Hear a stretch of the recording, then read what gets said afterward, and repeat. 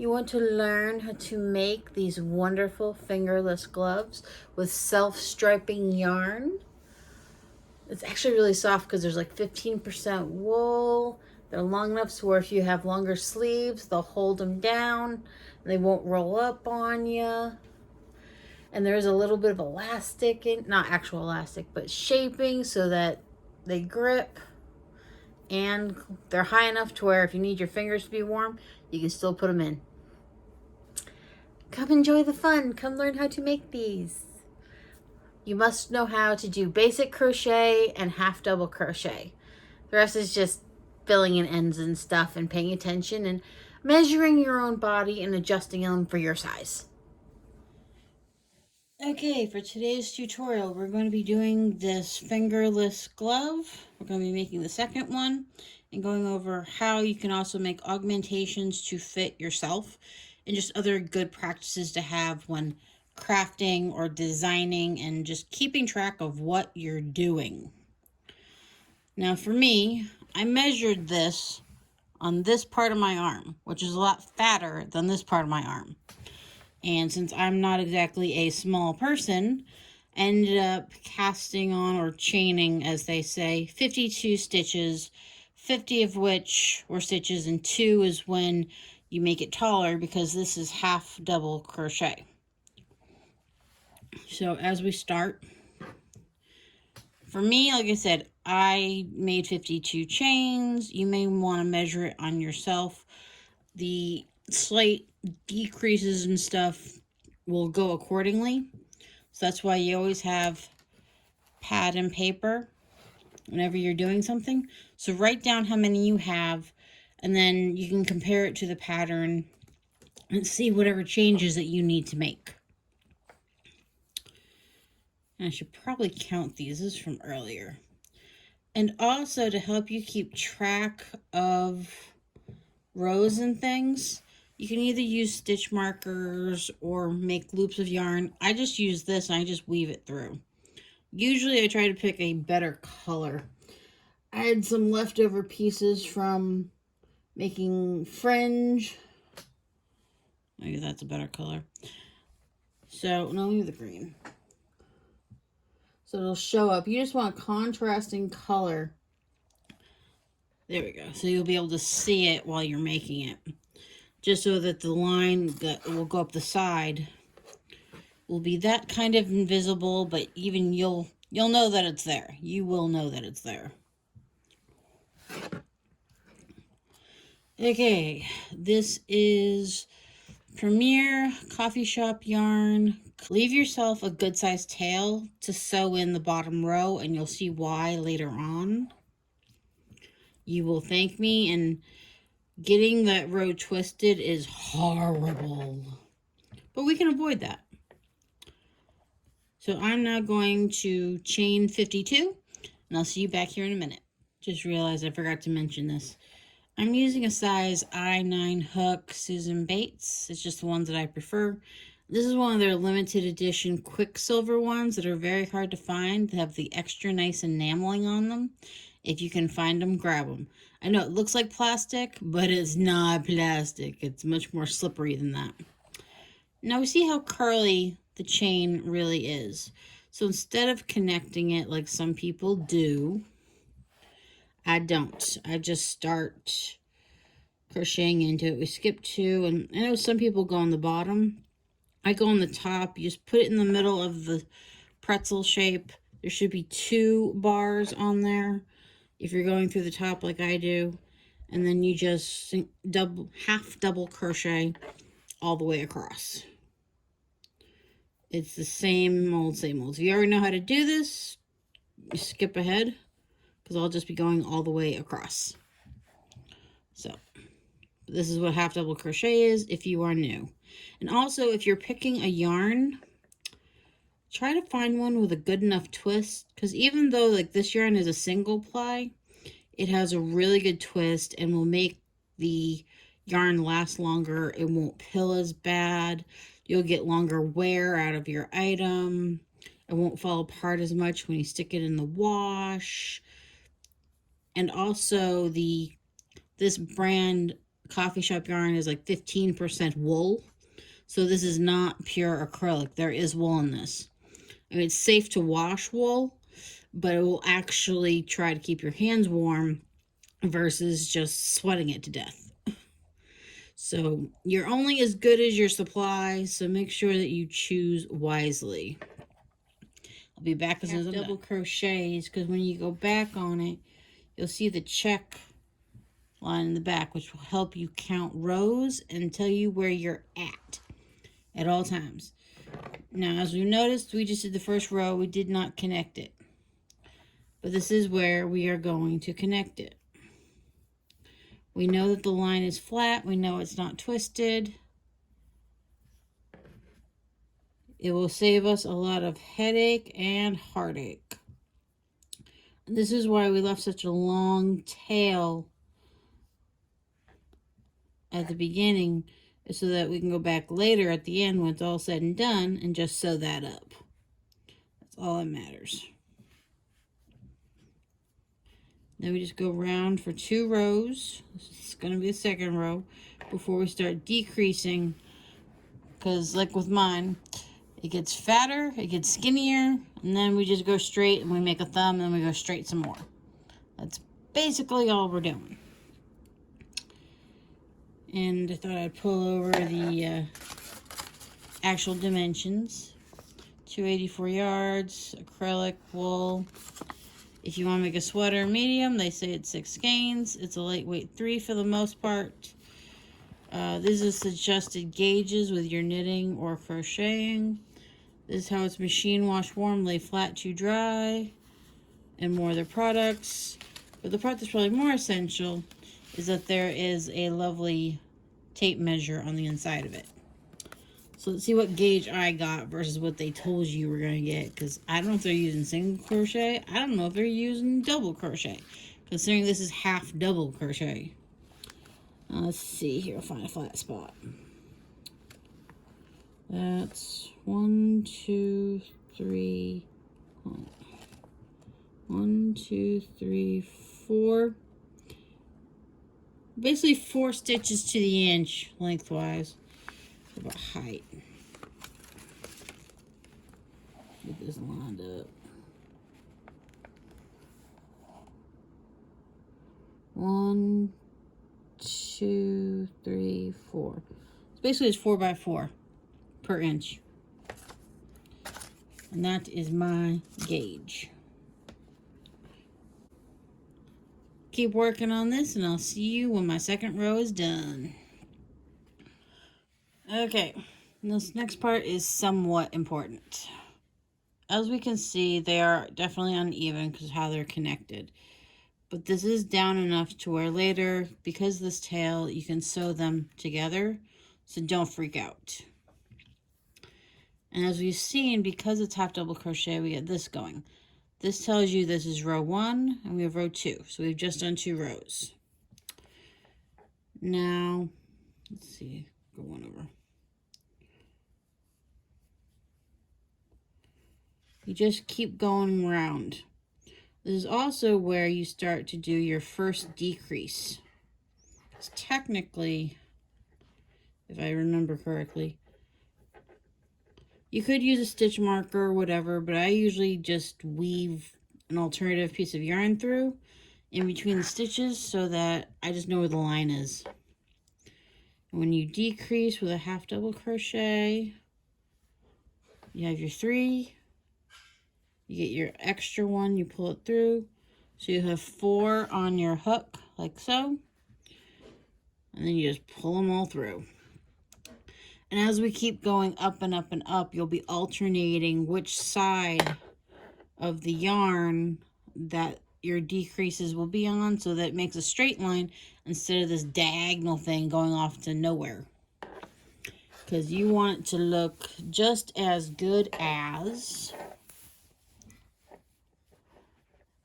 Let's see if we can get that. No. You really can't see because the line was actually like right in there and you really can't see anything. But you can definitely see the lovely check marks from the half double crochet. So being able to count rows is never going to be a problem.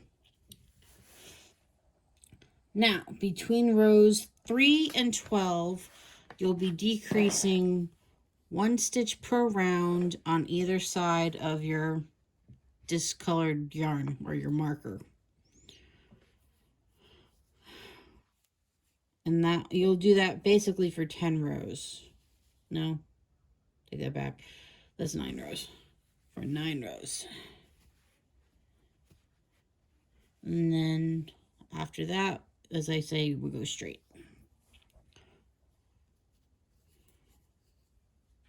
But yeah, you just keep going round and round. Has a nice flexibility to the fabric. It's not too holey, because half double crochet has been known to be a little bit holey if the thread is too thin in comparison to the hook. But this one has a nice spongy feel to it, and it's self-straping. Don't have to worry about knots. I've been rather impressed with this yarn, because normally I don't work with Coffee Shop, but because I didn't want to put it in the giveaway for the library or the yarn exchange, I've been using it like crazy, proving to myself that I will eventually use yarn versus just hoarding it everywhere.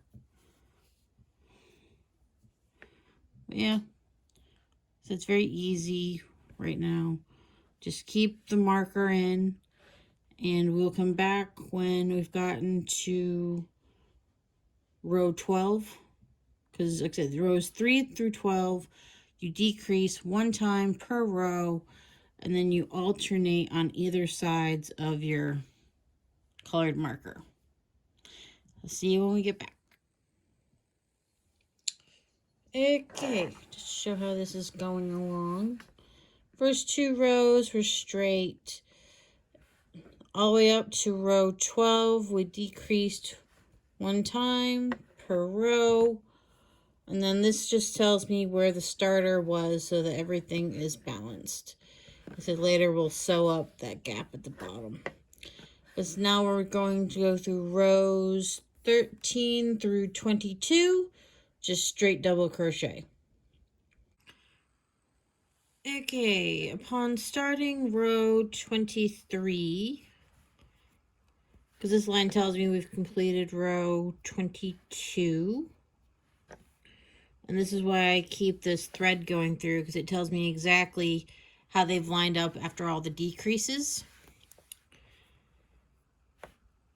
Now we still got to chain 2 up to turn it. We got to go back the other direction to leave a square chunk out of it for the thumb. In order to keep some of the lines consistent, because as you can see with this one, these are normal stitches. This is where we turn, so you can still see a check mark. It's just really small and different. In order to keep that check mark on the outside, because with half double crochet, it's a triple V on there. So I just try to pick the 2 that are in the front, and leave the one that's in the back. So whenever we turn like this, just try to keep it that way. So you can find it, it'll look the same. You can count rows very easily. They'll be visually definable.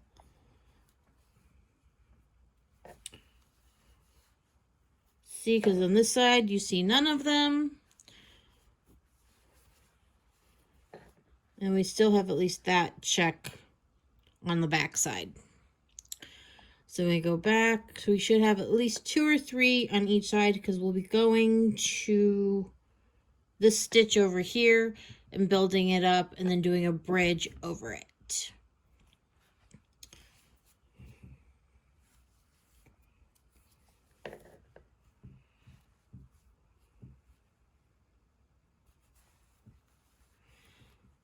Also, how big that hole will be should be based on how big your thumb actually is.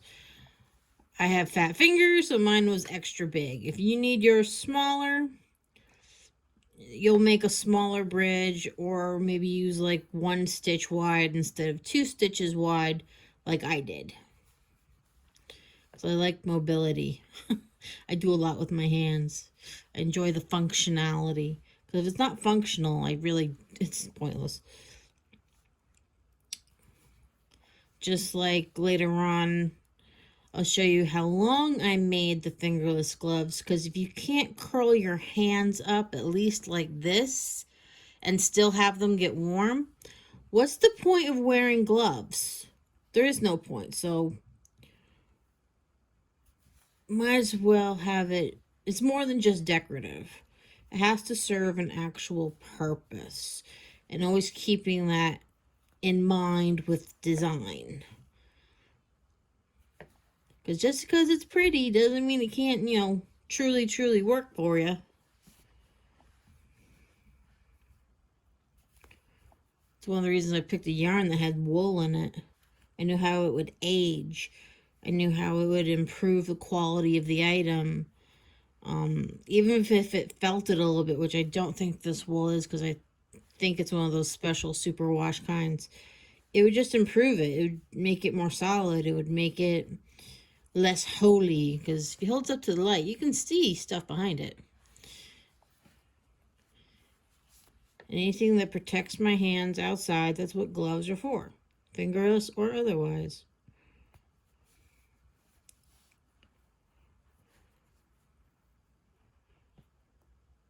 It's another reason why I like this stitch so much. It does let you count things very easily.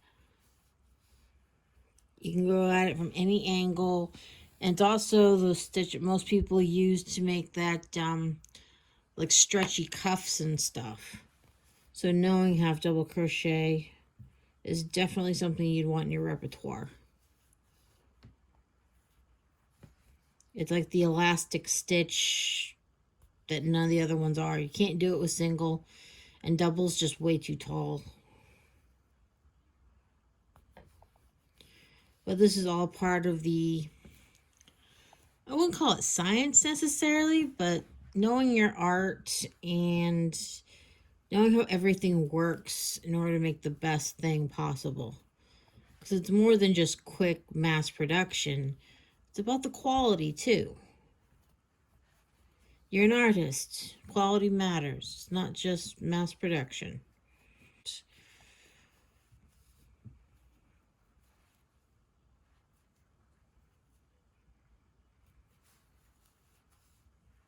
Alright, we're almost there.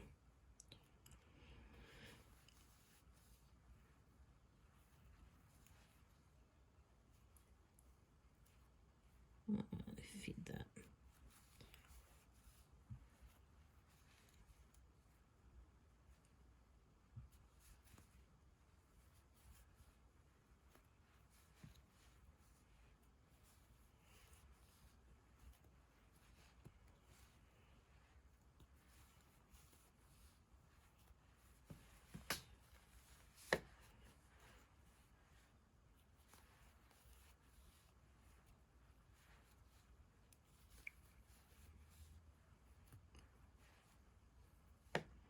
Okay, there's that 2 stitch gap.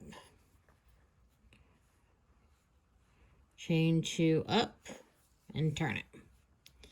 And just crochet like normal, and you'll get the V back, and you'll see the other row. And when you get to the other side, you should have 3 and 3. No. You'll have 3 and 2, but it'll be fine. It will work.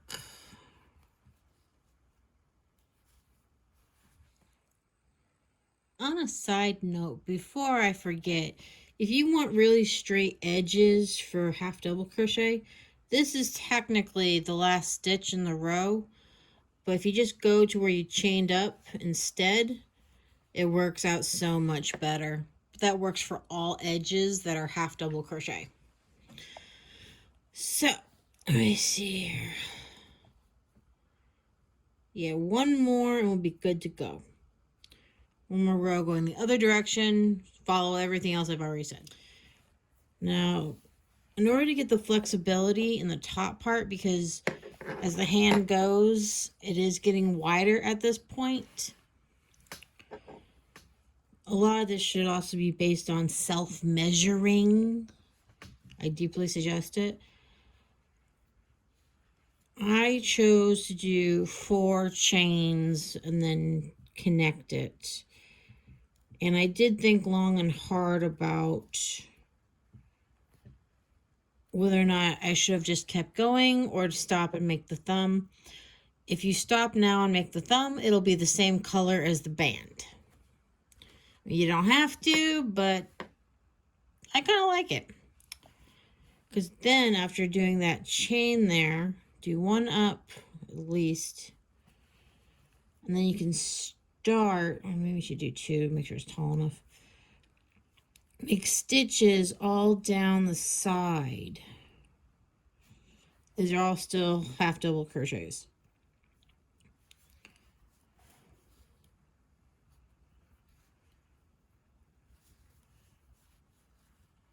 Let's see, did I write down how many I got? Eventually it says you get 16 stitches around the thumb hole. But we're talking all the way around, including a bridge. The thumb moves a lot, so we gotta make sure it has plenty of flexibility. And there will be some shaping involved to make sure it's not too floppy. Like I said, the string's still here telling us how everything lines up. That's all it's there for. If it gets in the way, if in doubt, rip it out.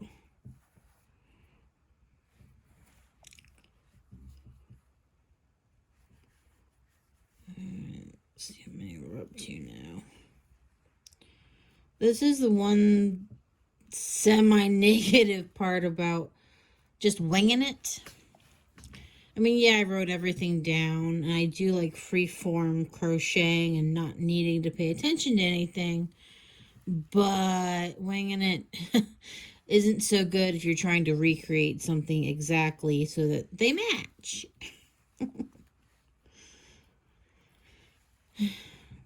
Sometimes the math does matter, and I have to remind myself.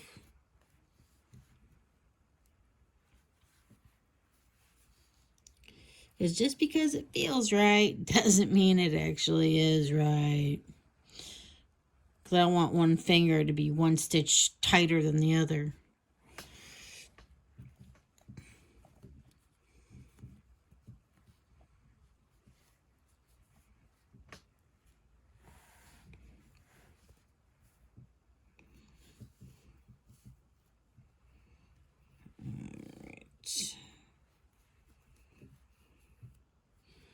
If I remember correctly.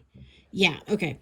Here's the reason why I did not go through the individual chains on here.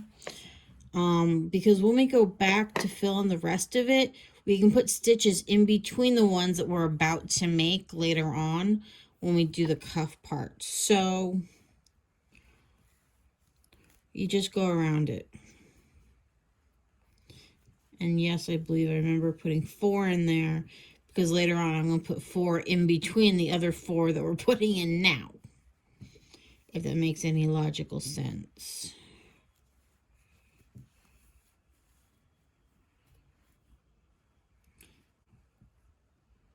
One, two. There we go. 1, 2, 3, 4, 5, 6, 8, 9, 10, 11, 12, 13, 14, 15, 16. I ended up with 2 extra. Okay.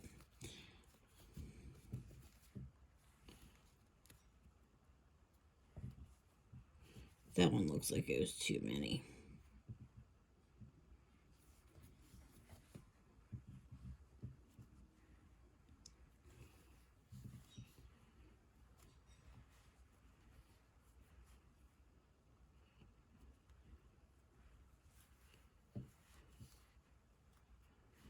Yeah, that took care of that spot.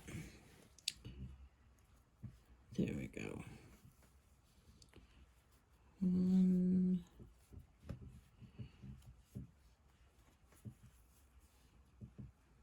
2, 3, 4. Then we just go straight into the top of the next stitch. Just keep that spiral going. In fact, I think we just went into the chain up from before.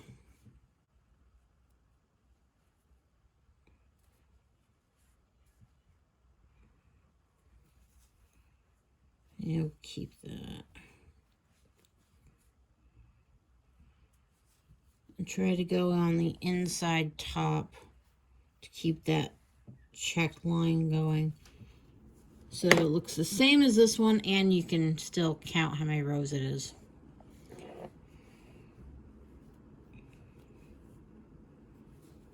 And then once we get all the way around, we do 2 decreasing stitches just to give it shape.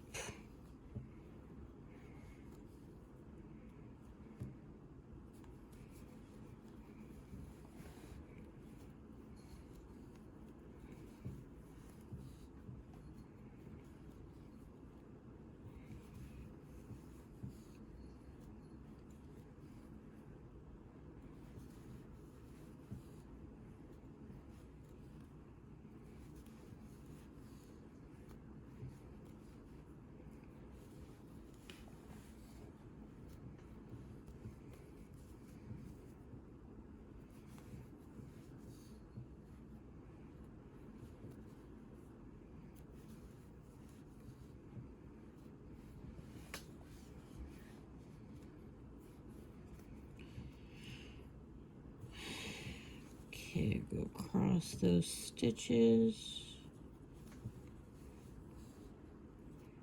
The 4 that we put into the loop.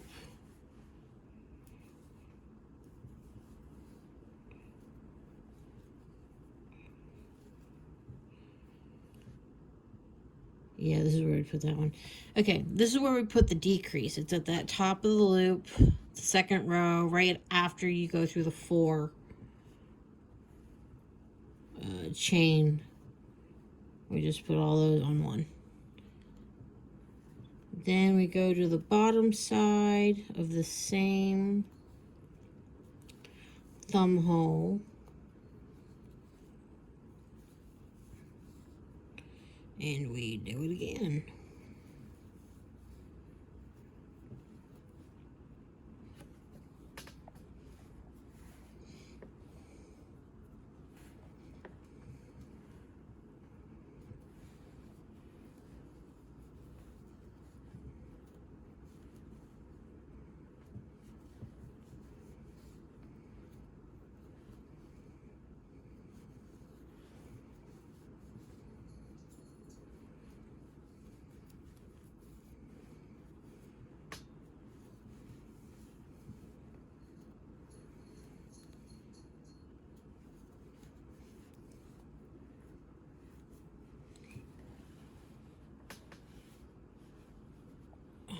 Almost running out of yellow. The timing is perfect. Yep. Go up and around. It looks like one more row after this one, but I don't recall there being any more shaping.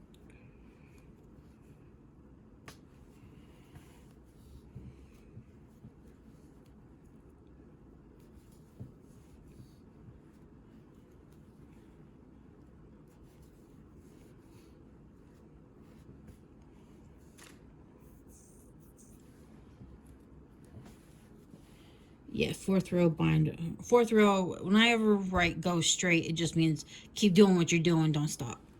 And that's what the last row is doing. Should be 4th row.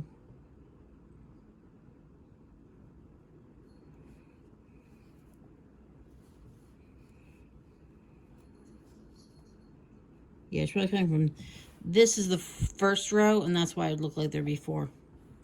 Not where that is.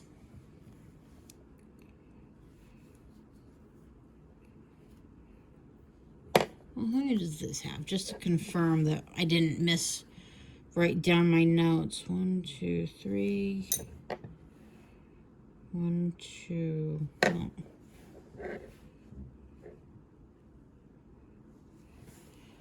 This is where I ended the spiral. So it is there. 1, 2, 3.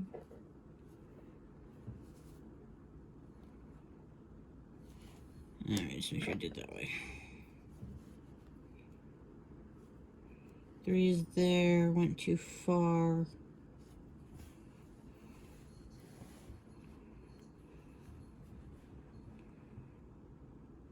No, I think that decrease is supposed to be twice.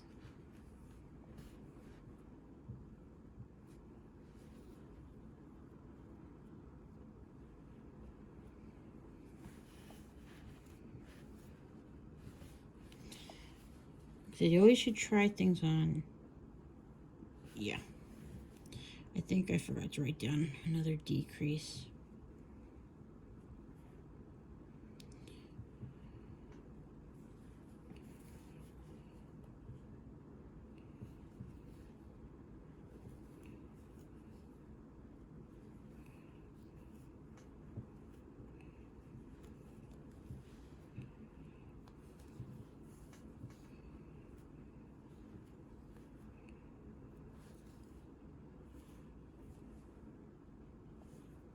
That's right, it's on the bottom. Because you put the decreases, too many of them at the top, it'll limit, you'll be limiting the maneuver of your thumb in here. Backside doesn't matter as much. Here, it matters. That's what I didn't write down. Okay.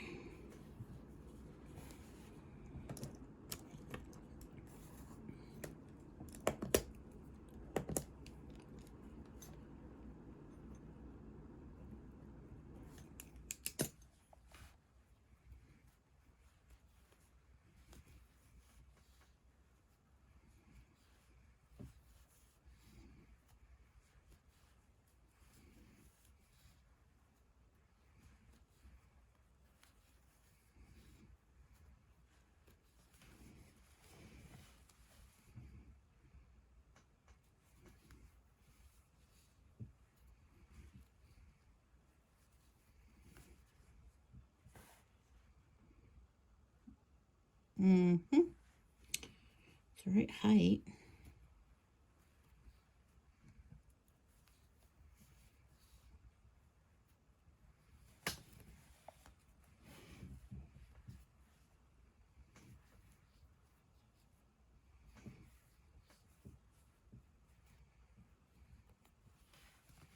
There we go. That's a tightness I'm missing.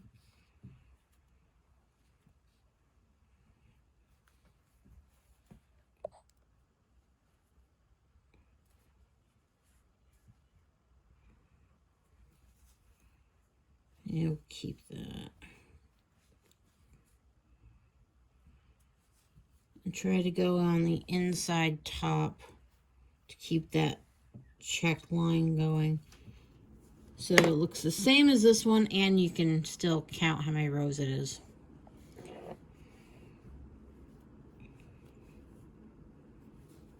And then once we get all the way around, we do 2 decreasing stitches just to give it shape.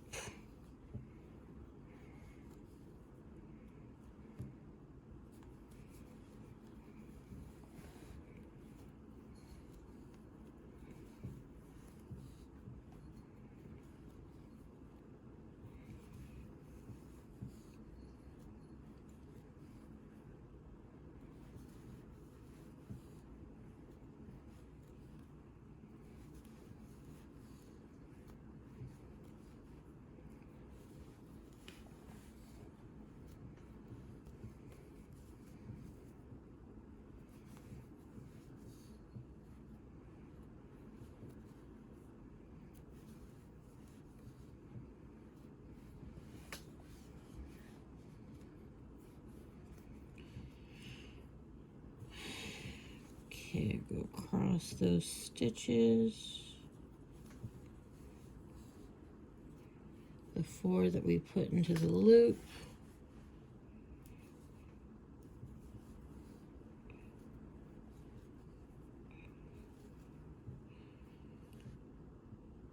Yeah, this is where we put that one. Okay, this is where we put the decrease. It's at that top of the loop, the second row, right after you go through the 4 chain. We just put all those on one. Then we go to the bottom side of the same thumb hole.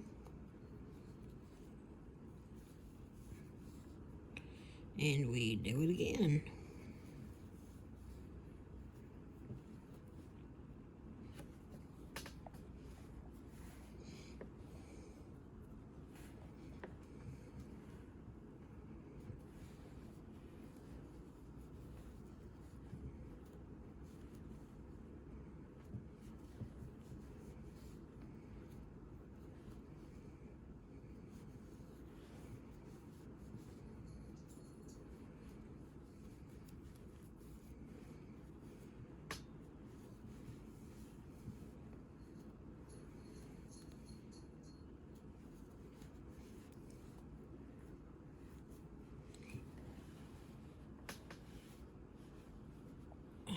Almost running out of yellow.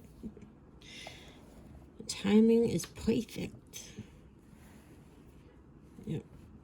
Go up and around. It looks like one more row after this one, but I don't recall there being any more shaping.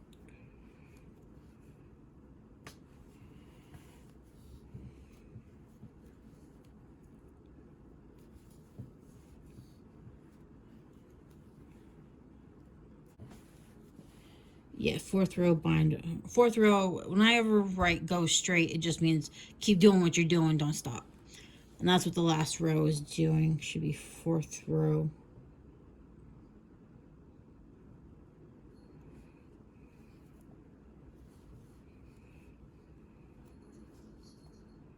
Yeah, it's probably coming from, this is the 1st row, and that's why it looked like there before. Not where that is.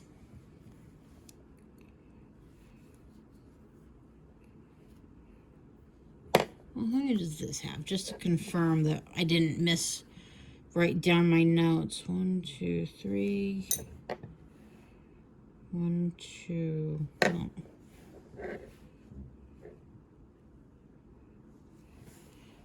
This is where I ended the spiral. So it is there. 1, 2, 3.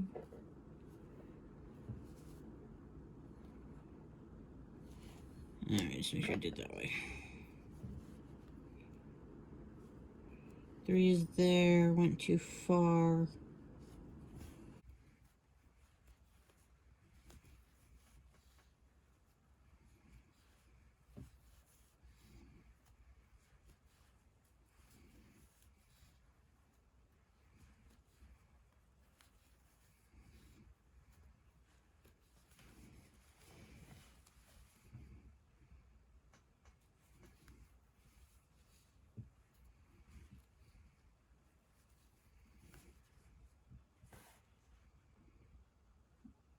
It's the right height.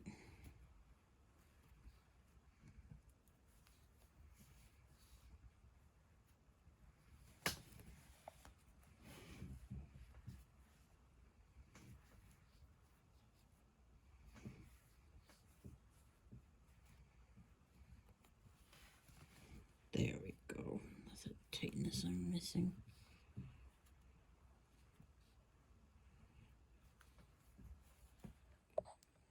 Normally when I'm ending a spiral like that, it goes half double crochet, single crochet, slip stitch, cut it, or leave it extra long if you have any holes or anything you want to fill up.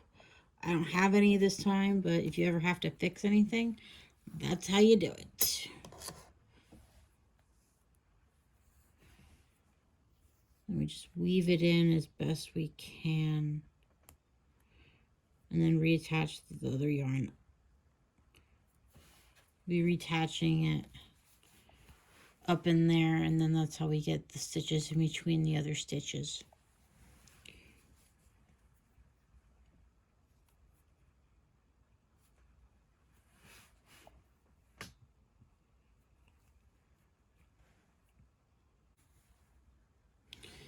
Try to go underneath where the other stitches gripped, because fingers put a lot of wear and tear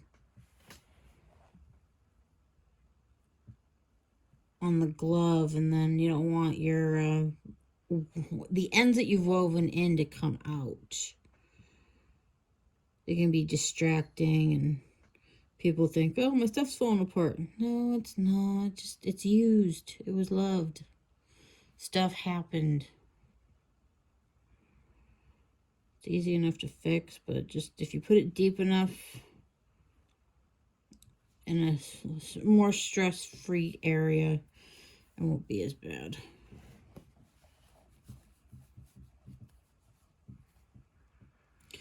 Oh, and also a good way to measure, if your finger can easily go in, you know you did it right. It will grip the same as the other one. And that is the point.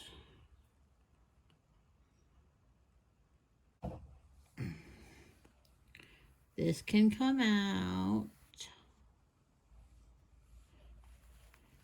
See? Simple. Now for the other one.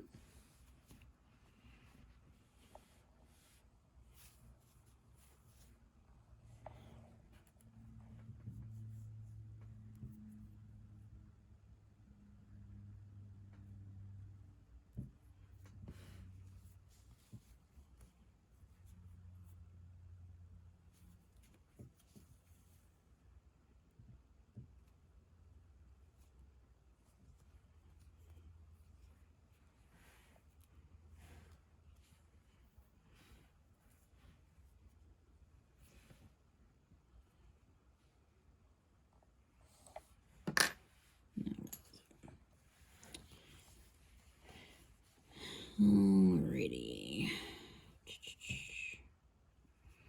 The hole that you stuck it in is also where you put the hole. Just chain up 2. Want to continue in the same linear pattern on the side to keep it going.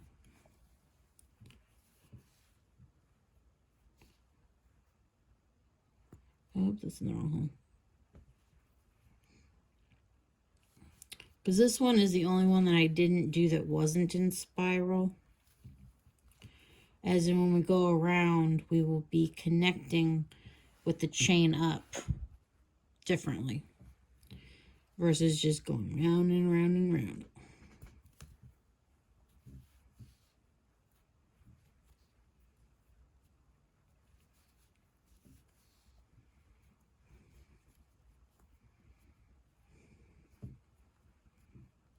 There we go.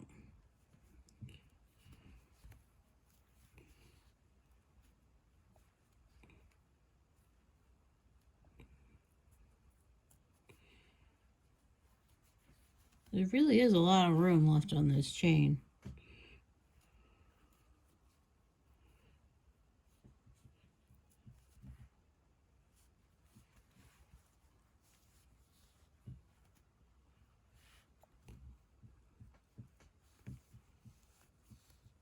There we go.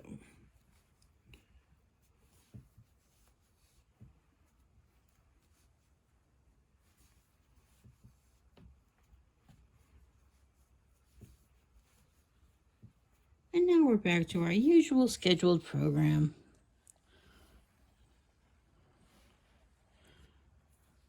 Luckily, my dimensions for my hands exactly fit the same exact color pattern. Not everyone will be this lucky, but you know, some of us are picky. Some of us make it work more than we should.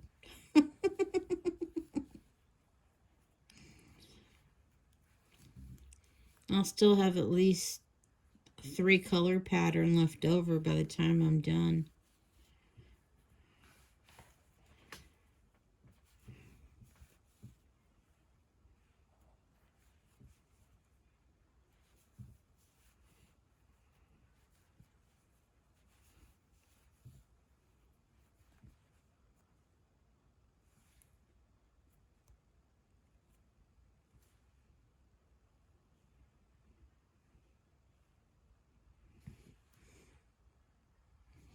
It's working.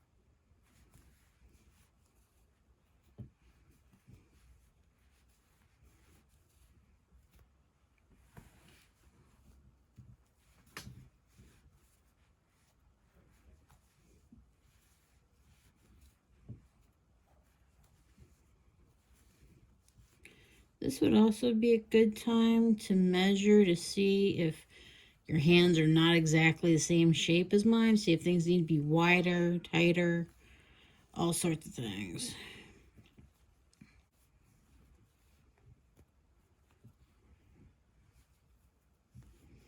Okay, we go all the way up to that edge.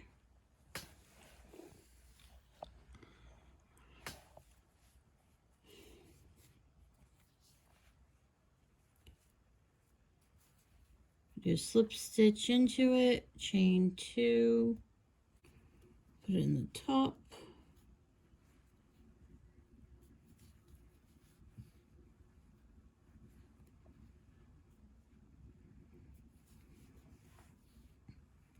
Just always make sure that as long as this check mark is there, you're doing it right.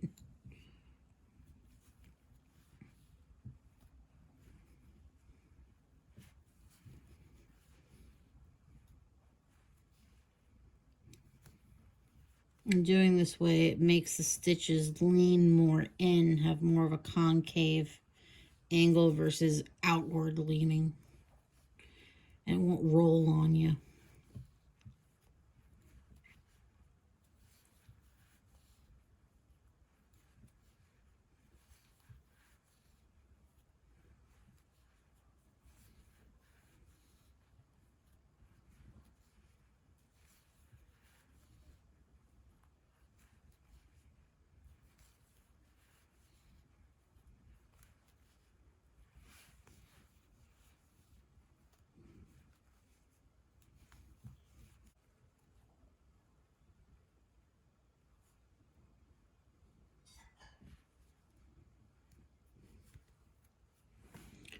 Slip stitch to connect into the chain up. Chain 2. Keep going.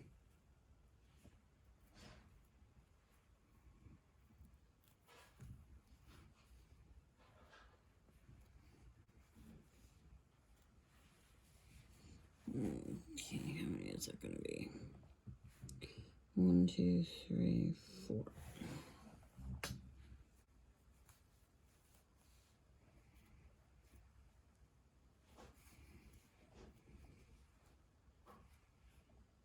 One, two, three. One more row.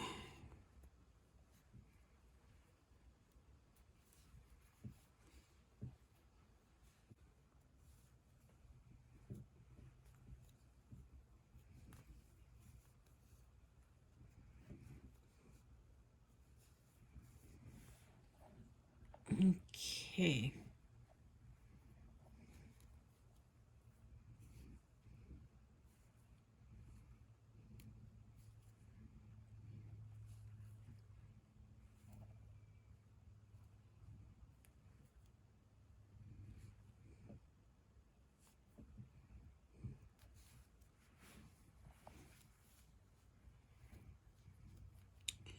Last but not least, slip stitch chain. Make sure you have a nice long one. Like I said, if you have a long tail, it means you can sew in anything that's wrong.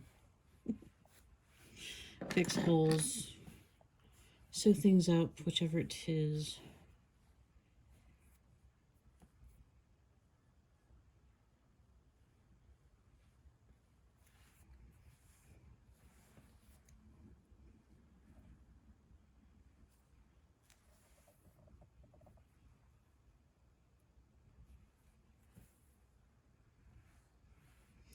Making sure this connection is tight is very important, because the edge is always where there's the most wear and tear. So just for longevity.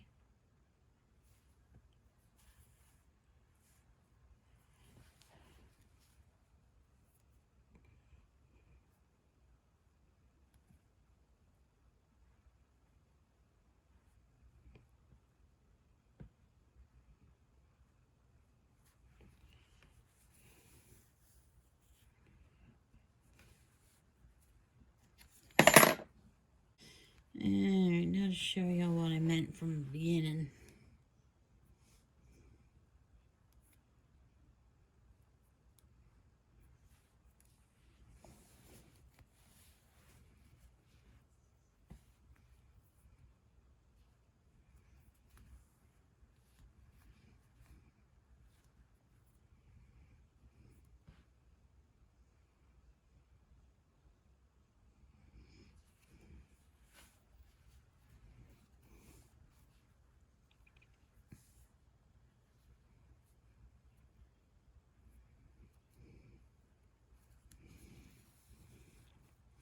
Just try to make this look as flat as you can. That's all you can really do.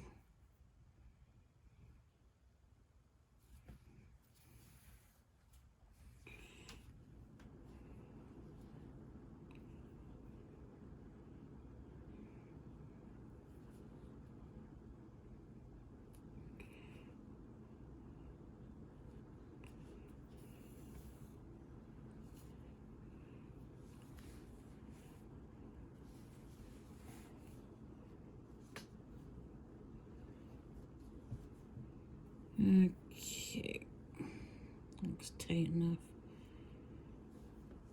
And always weaving things into the tightest other stitches are also very suggested.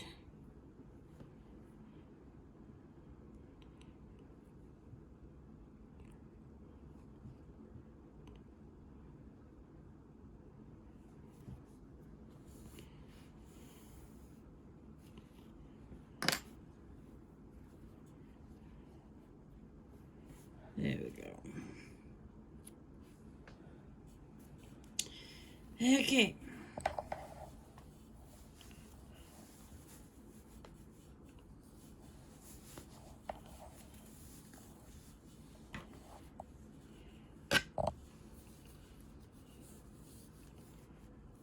About the same grip in each of them. I want these long enough to where if I wanted to put them underneath the long sleeve, and then the long sleeve would hold them down and they wouldn't roll or anything. There you go. And if I put my fingers in, they stay warm. Or if worse comes to worst, after living up north, if you can do this and keep your hands warm, that's always a good day. So, that's how you make these fingerless gloves with this weight, your eye hook, and your coffee shop yarn. They have a lot of different colors. They're always really pretty, and they're actually quite soft for acrylic wool. You really can't go wrong with it. Okay, on a side note on the fingerless gloves, I did finally cave, and at the very bottom I went the opposite direction and I crocheted one extra row, which got rid of all of the curling. So just one row, that's all it took. Nice and stiff. It fits perfectly on both of them. Let's see better on this one because the color change.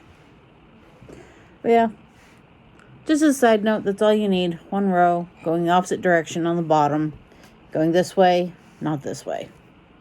So, have fun making stuff.